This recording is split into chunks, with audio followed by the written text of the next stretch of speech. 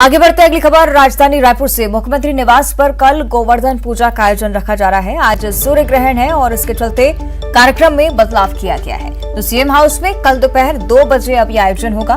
गोवर्धन पूजा को लेकर CM house में तमाम तैयारियां की गई हैं। सीएम हाउस सज धज कर तैयार है। आपको बता दें कि आज सूर्य ग्रहण है, इसके चलते गोवर्धन पूजा को पोस्टपोन किया गया और अब ये कार्यक्रम जिसमें बदलाव के साथ अब कल दोपहर 2 बजे इसका आयोजन सीएम हाउस में, और इसके लिए तमाम तैयारियां सीएम हाउस में पूरी कर ली गई हैं। सीएम हाउस सज धज कर पूरी तरह से तैयार।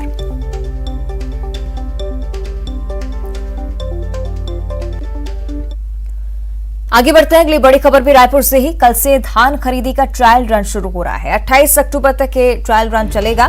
ट्रायल रन के दौरान खामियों को दूर किया जाएगा। छत्तीसगढ़ में आपको बता दें 1 नवंबर से धान खरीदी की शुरुआत हो रही है और अब तक 1,43,000 गठान बारदाना ही मिल पाए हैं। 5,50,000 गठान बारदानों की जरूरत है। 110 लाख मीट्रिक टन धान खरीदी का प्रस्तावित लक्ष्य रखा गया है। तो धान खरीदी का ट्रायल रन जो कि कल से शुरू होगा, 28 अक्टूबर तक चलेगा और वास्तविक धान खरीदी 1 नवंबर से शुरू होगी। तो आपको बता दें कि कल से धान खरीदी का ट्रायल रन शुरू होगा, लेकिन इस बीच बारदाने की कमी को लेकर भी बात सामने आई है। 1,43,000 गठान बारदाना ही मिल पाए हैं, जबकि 5,50,000 गठान बारदानों की जरूरत है।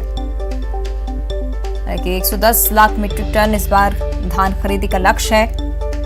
देखना होगा कहां तक पूरा होता है। लेकिन बीते दिनों अगर पिछले सालों की धान खरीदी की बात की जाए तो हमेशा लक्ष्य से ज्यादा ही धान खरीदी होती है छत्तीसगढ़ में। इस बार देखना होगा कहां तक ये संख्या पहुंचती है। लेकिन ट्रायल रन के दौरान जो भी खामियां होंगी उनको पहले ही दूर कर लिया जाएगा, जिससे वास्तविक धान खरीदी के दौरान कोई परेशानी किसानों को न आए। तो 28 अक्टूबर तक ट्रायल रन चलेगा। कल से इसकी शुरुआत हो रही है। 4 दिनों तक देखा जाएगा कि आखिर क्या कुछ खामियां इस दौरान आती हैं धान खरीदी में, जिससे किसानों को समस्याओं का सामना ना करना पड़े।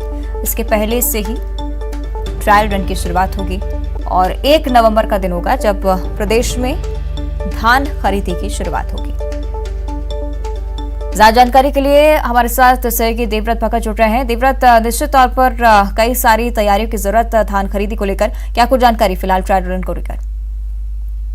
बड़ा लक्ष्य यहाँ पर छत्तीसगढ़ सरकार ने रखा है। 110 लाख मीट्रिक टन धान की खरीदी होगी, जो अब तक का सबसे बड़ा लक्ष्य है। तो ऐसे में चुनौतियां सामने आएंगी और किसी भी तरह की कोई खामी ना हो, किसानों को किसी भी तरह की कोई दिक्कत ना हो, इसलिए यहाँ पर एक तरह से ट्रायल रन किया जाएगा और अगर उस दौरान कोई खामियां आती हैं तो उनको दूर किया जाएगा।